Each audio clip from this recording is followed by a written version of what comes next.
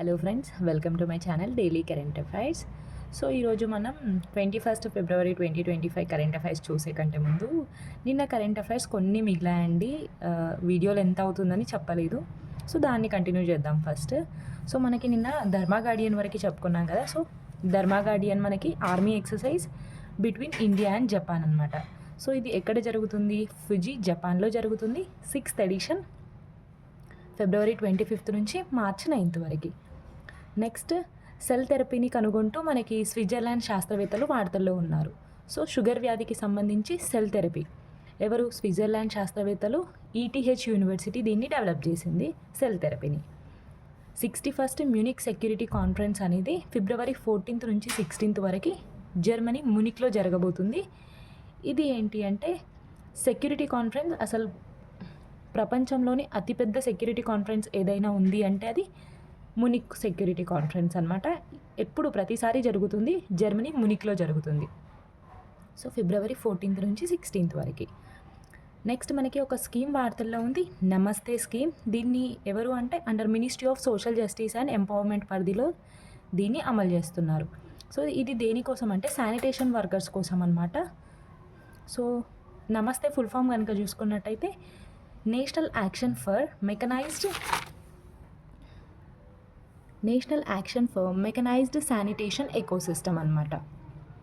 So దీని ద్వారా sanitation వర్కర్స్కి PPE kits కానీ ఆయుష్మాన్ కార్డ్స్ కానీ అవన్నీ డిస్ట్రిబ్యూట్ చేశారనమాట. ఎవరు? Ministry of social justice and empowerment పరిధిలో ఈ స్కీమ్ని అమలు చేస్తున్నారు. సో మన తెలంగాణకి సంబంధించింది. సో టీ హబ్ గోయా సబ్ అనమాట. టీ హబ్ ఎవరితో ఒప్పందం కుదుర్చుకుంది అంటే గోయా సబ్, జర్మనీకి సంబంధించిన కంపెనీ. సో ఎందుకు అంటే స్టార్టప్స్కి ప్రోత్సాహంకి ఇవ్వడానికి T hub MoU with Goyas hub of Germany మనకి ఇంపార్టెంట్ తెలంగాణ ఆస్పిరెంట్స్కి. So Olympic e sports games అనమాట. ఒలింపిక్లో e sports games for the first time conduct చేస్తున్నారు. ఎప్పుడు? 2027లో. దీనికి హోస్ట్గా సౌదీ అరేబియా ఉండబోతుంది. సౌదీ అరేబియా 2027లో will be the host of Olympic e sports games. So దీన్ని ఎవరు నిర్వహిస్తున్నారు అంటే e sports world cup foundation అనమాట.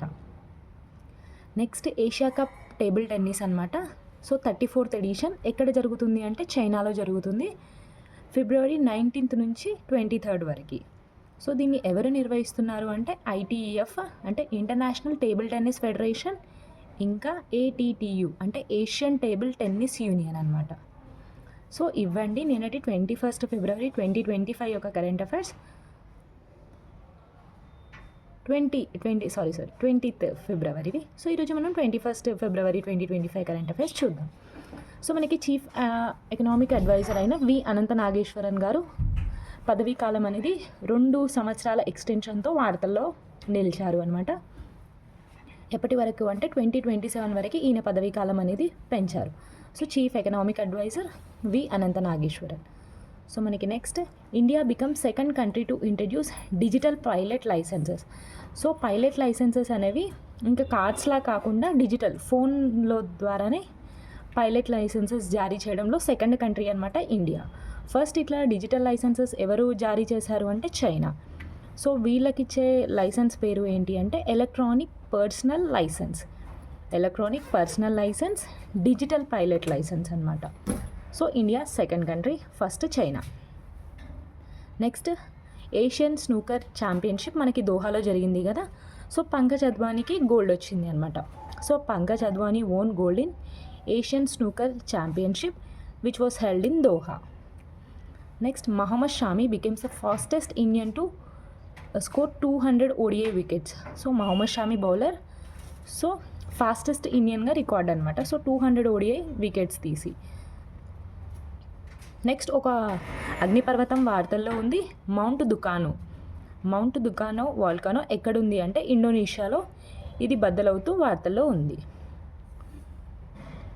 నెక్స్ట్ మనకి ఒక లీథియం ఎక్స్ప్లోరేషన్ పైన ఒప్పందం కుదుర్చుకుంటూ మనకి ఇండియా అండ్ అర్జెంటీనా అనమాట. So India and Argentina to strengthen cooperation lithium exploration and mining. So mining minister ఎవరు? మనకి కోల్ అండ్ బొగ్గు గనుల శాఖ మంత్రి మనకి జి కిషన్ రెడ్డి గారు, మన తెలంగాణకు సంబంధించిన వ్యక్తి.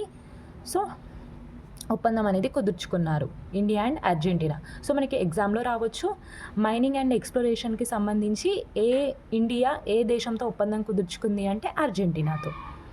సో మినిస్ట్రీ ఆఫ్ డిఫెన్స్ వార్తల్లో ఉంది, 1220 కోట్ల ఒప్పందంతో భారత్ ఎలక్ట్రానిక్స్తో ఒప్పందం కుదుర్చుకుంది కోస్ట్ గార్డ్ రేడియోస్ కోసం. సో కోస్ట్ గార్డ్ రేడియోస్ కోసం భారత్ ఎలక్ట్రానిక్స్తో మినిస్ట్రీ ఆఫ్ డిఫెన్స్ ఒప్పందం కుదుర్చుకుంది 1220 crores తోటి. InSpace unveils 500 crore technology adoption fund to boost India space startups. So మనకి స్పేస్ స్టార్టప్స్లో ఉంటున్నాయి కదా, సో ఇప్పుడు స్టార్టప్స్ అనేవి కీలక పాత్ర పోషిస్తున్నాయి, అది కూడా స్పేస్ టెక్నాలజీలో they are performing well. So దానికోసం ఇన్స్పేస్ ఒక 500 crore టెక్నాలజీ అడాప్షన్ ఫండ్ని లాంచ్ చేసింది అనమాట. InSpace 500 crore technology adoption fund to encourage space startups. Next 21st February మనకి ఒక day, so international mother language day, important one.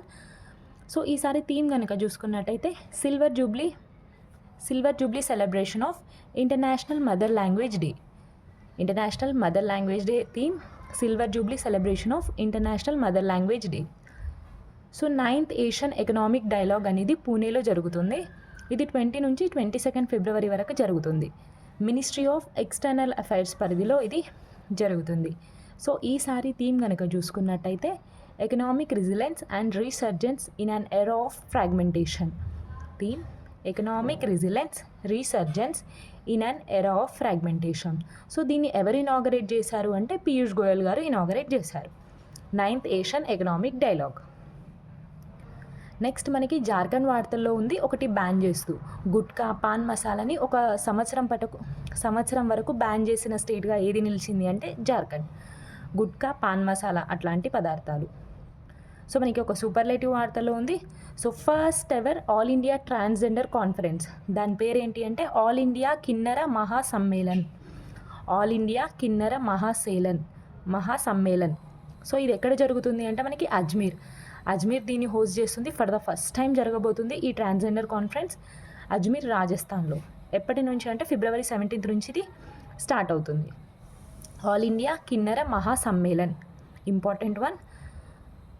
So Shri Kalkidham temple మనకి యూపీలో సాంబాలో దీన్ని ఇనాగ్రేట్ చేశారు కదా, సో ఇది 1 year కంప్లీట్ అయిన సందర్భంగా యూపీ గవర్నర్ అటెండ్ అయ్యారు. ఢిల్లీ సీఎంగా రేఖా గుప్తా గారు ఓత్ తీసుకున్నారు కదా.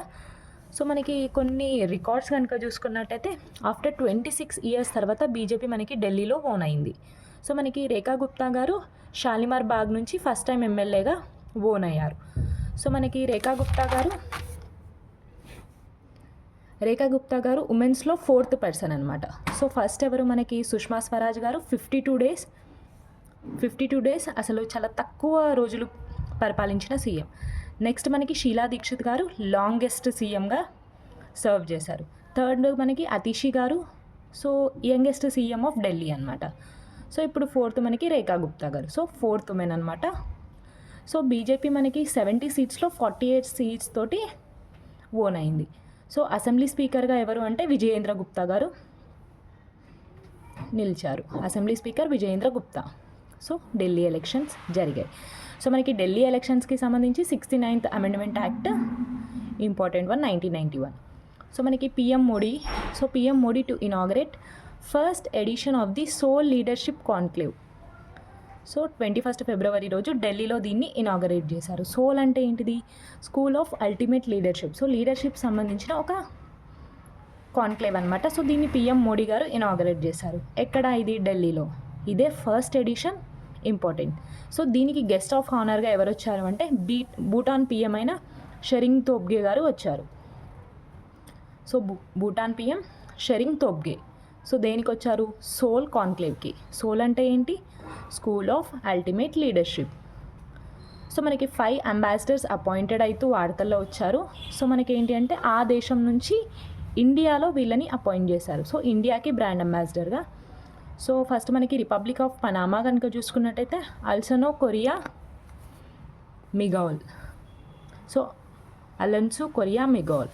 సో మనకి Guyana, so Dharmakumar Seeraj. Sudan కనుక చూసుకున్నట్టయితే Mohammed Abdullah Ali Elton. Denmark Rasmus Abildgaard, Palestine Abu Shawaz. So వీళ్ళు 5 మెంబర్స్ మన ఇండియాలో బ్రాండ్ అంబాసిడర్స్గా వాళ్ళ కంట్రీ నుంచి అపాయింట్ అయ్యారు. సో మనకి Asia and the Pacific SDG report అనేది వచ్చింది. సో మనకి దీన్ని ఎవరు రిలీజ్ చేశారు అంటే ఎస్కేప్, అంటే UN economic and social commission for Asia and the Pacific సంస్థ దీన్ని రిలీజ్ చేసింది. సో ఏం చెప్తుంది అంటే గోల్ 1 and 2 అనేది తగ్గినాయి అనమాట. సో మంచి పర్ఫార్మెన్సే ఉంది గోల్ 1 and 2. సో గోల్ 1 అంటే ఏంటిది, నో పవర్టీ. సెకండ్ అంటే ఏంటిది, zero hunger. Goal 9th and 16th కనుక చూసుకున్నట్టయితే షోన్ ప్రామిస్, అంటే ఇది కూడా పర్ఫామ్ మంచినే చేస్తుంది. 9th ఏముంటుంది మనకి, triple I, so industry, innovation and infrastructure. వేరే 16th మనకి piece. Goal 4th and 8th చూసుకున్నట్టయితే ఇంకా అచీవ్ చేయాల్సింది చాలా ఉంది, ఛాలెంజెస్ అలానే ఉన్నాయి అని చెప్తుంది. సో 4th ఏంటిది మనకి, క్వాలిటీ ఎడ్యుకేషన్. వెరజ్ 8th వచ్చేసి decent work and economic growth. So goal 13 అయితే అలారం స్టేజ్లో ఉంది అనమాట. So it is very concern stage. Goal 13 ఏంటి మనకి, climate action. So important SDG goal 17.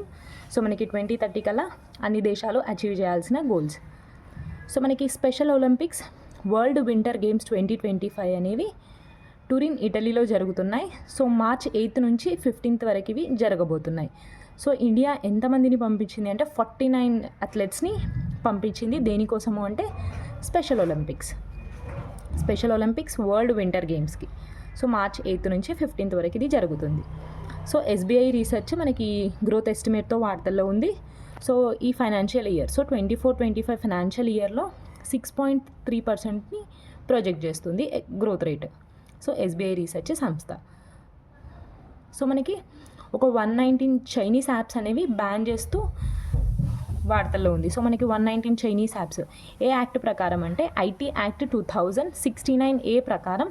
So ఈ 119 చైనీస్ యాప్స్ అనేవి బ్యాన్ చేశారు.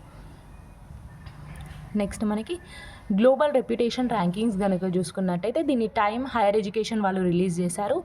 సో ఇండియా నుంచి 4 ఎడ్యుకేషన్స్ అయితే వార్తల్లో ఉన్నాయి.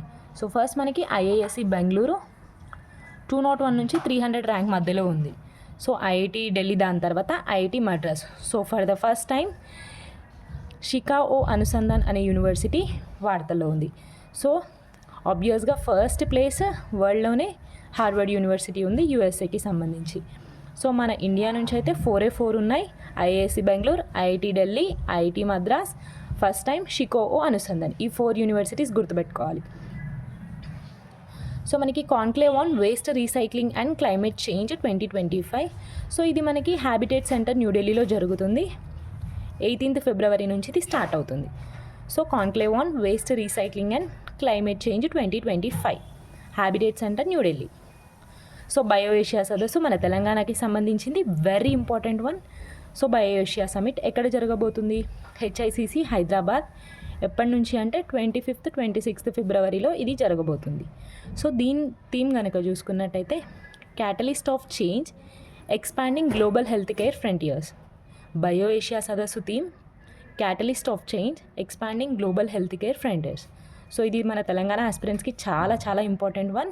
సో 25th 26th రోజు జరగబోతుంది హెచ్ఐసిసి హైదరాబాద్లో. సో ఇది ఫ్రెండ్స్ ఈ రోజుటి current affairs 21st. So thank you.